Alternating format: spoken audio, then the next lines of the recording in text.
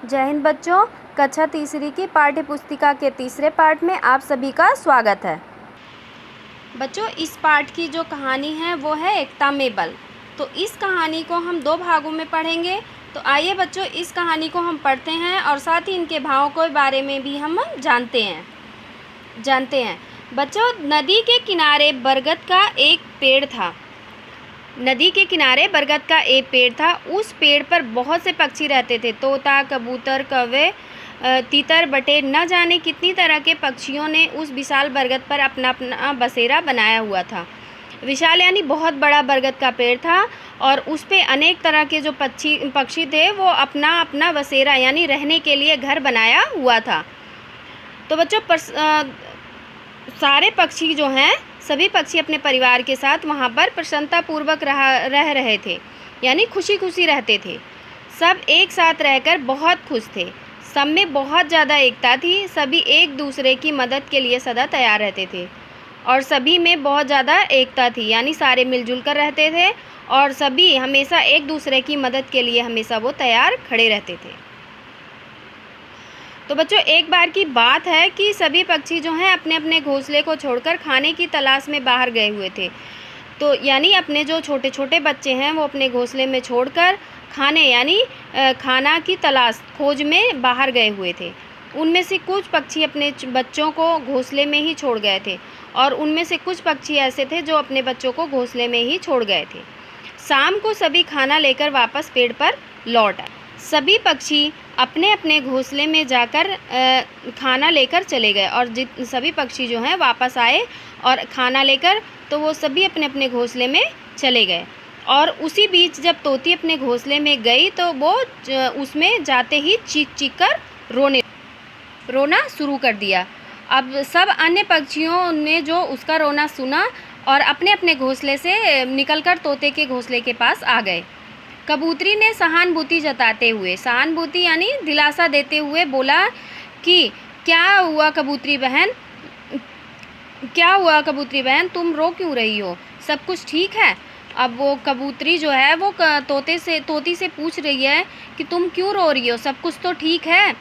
क्या बताऊं कबूतरी बहन, सुबह तो बच्चों को ठीक ठीक छोड़ कर गई थी और अब देखो तो 4 बच्चों में से 2 बच्चे गायब हैं। उसने कहा कि जब मैं सुबह खाने की तलाश में गई बाहर तो मैं अपने यहाँ पर 4 बच्चे छोड़ के गई थी और जब मैं वापस आई हूँ तो उसमें मेरे सिर्फ 2 ही बच्चे हैं। 2 बच्चे हमारे गायब हो चुके हैं। सभी पक्षी परेशान हो गए। सभी सोचने लगे कि बच्चे कहाँ जा सकते हैं, वो तो बहुत छोटे हैं, उनके तो पंख भी नहीं हैं और वो उड़ भी नहीं सकते हैं, तो कहाँ चले गए? फिर वो तोती से फिर कहते हैं कि तोती बहन ठीक से याद करो, तुम सभी बच्चों को यहीं छोड़कर गई थी, कहीं तोता भाई अब बच्चों को लेकर तो नहीं चले गए? कौवे ने तोती से पूछा। उन्होंने कहा कि बहन एक बार तुम फिर याद करो कि क्या तुमने अपने बच्चों को इसी घोंसले में छोड़ा था और कहीं तोता भाई तो नहीं लेकर बच्चों को गए हुए हैं? नहीं कौवा भाई, मुझे अच्छी तरह से याद है कि मैं अपने सभी बच्चों को यहीं छोड़कर गई थी और तोता भी मेरे साथ गया। तोती ने क्या कहा कि मुझे अच्छी तरह से याद है कि मैं अपने बच्चों को यहीं छोड़कर गई हुई थी और तोता भी मेरे साथ गया हुआ था। तभी तीतर बोल उठा, देखो शायद तुम सबने अच्छी तरह से नहीं देखा है, घोंसले के अगल बगल खून के छींटे हैं, ज़रूर कोई जानवर ही बच्चों को खा गया होगा। तो उसी बीच तीतर ने बोला कि तुम सबने जो है घोंसले को सही से नहीं देखा है और देखो अब उसके अगल बगल वहाँ पर खून के छींटे हैं, तो इससे साफ पता चलता है कि कोई जानवर आकर इन बच्चों को खा गया। सभी पक्षियों ने घोंसले के आसपास खून के छींटे को देखा और तीतर की बात को मान लिया। तोता तोती ने फिर अपना रोना शांत कर लिया। दोनों ने अपने बाकी बचे बच्चों को अपने पंख से समेट लिया, यानी 2 बच्चे जो बचे हुए थे उन्हें अपने पंखों से समेट लिया, यानी छुपा लिया। अभी कल हुई घटना को सभी भूल नहीं पाए थे, यानी जैसे अब पहले तोती के बच्चों को खाया था तो सभी जो पक्षी थे उस घटना को भूल नहीं पाए थे। तभी दूसरी घटना फिर हो गई। अगले दिन फिर वही घटना घटी। आज किसके बच्चे गायब थे बच्चों? कौवे के बच्चे साथ वही घटना घटी। जैसे यह सिलसिला चल ही पड़ा था। अब उन सबको ऐसा लगा कि जैसे अब ये सिलसिला चल पड़ा है। तभी कबूतर के बच्चे गायब होते, तो कभी बटेर के, तो कभी तो तीतर के। इस तरह से रोज़ किसी ना किसी के बच्चे गायब मिलते। इन सारी स्थिति में पक्षी बहुत परेशान हो चुके थे। अब जब सभी के बच्चे गायब होने लगे तो इस स्थिति में जो सारे पक्षी थे वो बहुत परेशान हो गए थे कि आखिर अब ये क्या हो रहा है। सभी पक्षियों ने मिलकर फैसला लिया कि वह मिलकर स्वयं देखेंगे कि बच्चों को कौन खा जाता है। अब सभी पक्षी मिलकर क्या योजना बनाए, सभी पक्षी ने ये योजना बनाया कि आज हम खाने की तलाश में नहीं जाएंगे और आज यहीं रुककर हम देखेंगे कि हमारे बच्चों को कौन खाता है। अगले दिन सभी पक्षी खाने की तलाश में बाहर नहीं गए। पेड़ पर रुककर ही सभी पक्षी जानवर का इंतज़ार करने लगे और सभी पक्षी जो हैं उस जानवर का इंतज़ार करने लगे कि कौन है जो हमारे बच्चों को आकर यहाँ पर खा लेता है।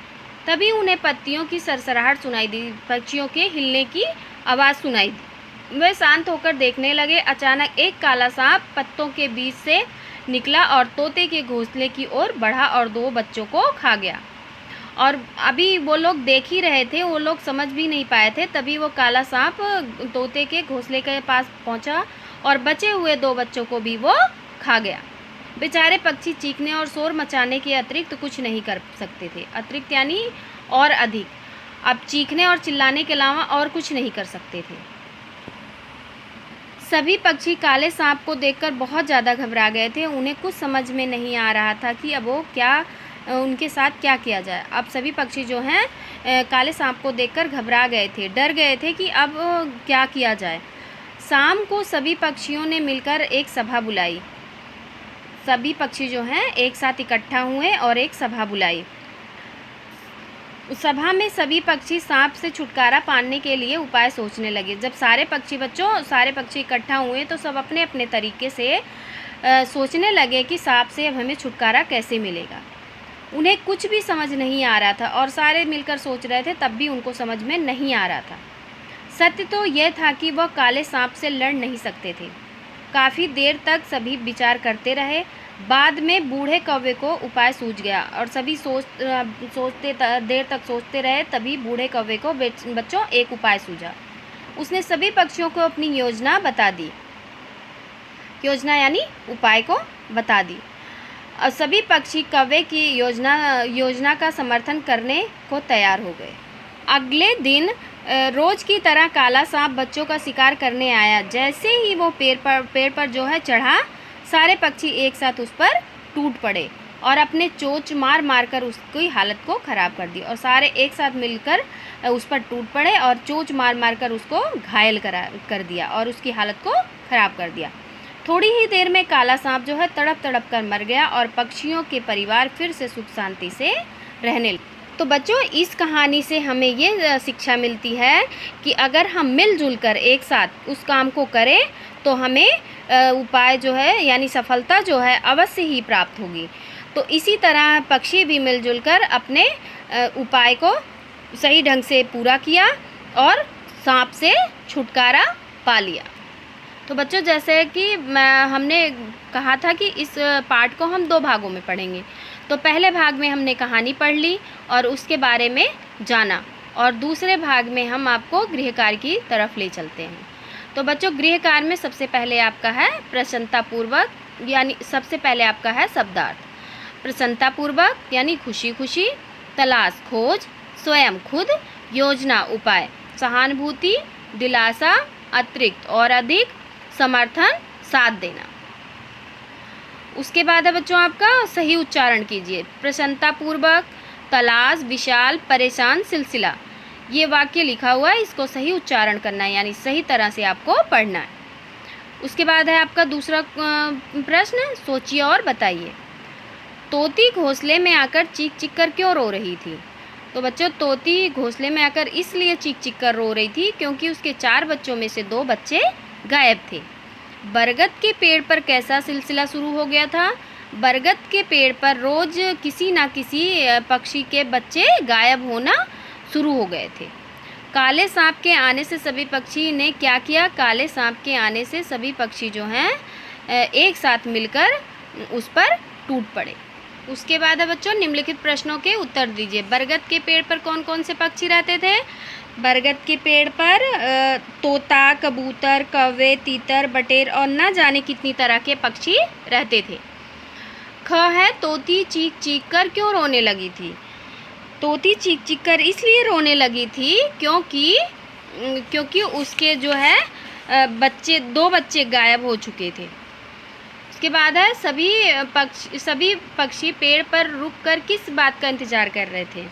तो सभी पक्षी पेड़ पर रुककर उस जानवर का इंतज़ार करने लगे जिसने उनके बच्चों को एक एक कर खाया था। उसके बाद है काले सांप के आने से पक्षियों ने क्या किया? काले सांप के आने पर सभी पक्षियों बहुत घबरा गए और ज़ोर ज़ोर से चीखने लगे। लेकिन अगले दिन जब काला सांप दोबारा आया तो सभी पक्षियों ने मिलकर उसको चोंच मार मार कर उसकी हालत को ख़राब कर दिया। उसके बाद है बच्चों आपका खाली स्थान भरिए। बरगद के पेड़ पर बहुत से पक्षी रहते थे। ख तोती चीख चीख कर रोना शुरू कर दिया। रोज़ किसी ना किसी के बच्चे खोते जा रहे थे। सभा में सभी पक्षी उपाय सोच रहे थे। शाम को सभी पक्षी पेड़ पर वापस लौट आए।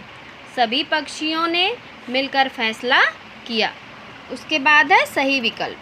सभी पक्षी किस पेड़ पर रहते थे? सभी पक्षी बरगद के पेड़ पर रहते थे। सबसे पहले किस पक्षी के बच्चे मारे गए थे? तोता। पक्षियों के बच्चों को कौन मार रहा था? काला सांप। सही के सामने सही का और गलत के सामने गलत का निशान लगाना है। सभी पक्षी एक साथ रहकर बहुत खुश रहते थे। सही। तोती के 4 में से 2 बच्चे गायब थे। सही। काला सांप बच्चों को बचाने आया था। गलत। सभी पक्षी के परिवार सुख शांति से रहने लगे। सही। उसके बाद है सही मिलान कीजिए। तोता तोती, मोर मोरनी, मुर्गा मुर्गी, हंस हंसनी, कबूतर कबूतरी। फिर है निम्नलिखित घटनाओं को क्रम में लगाना है। तो निम्नलिखित प्रश्नों को पढ़ना है और उसको क्रम वाइज लगाना है।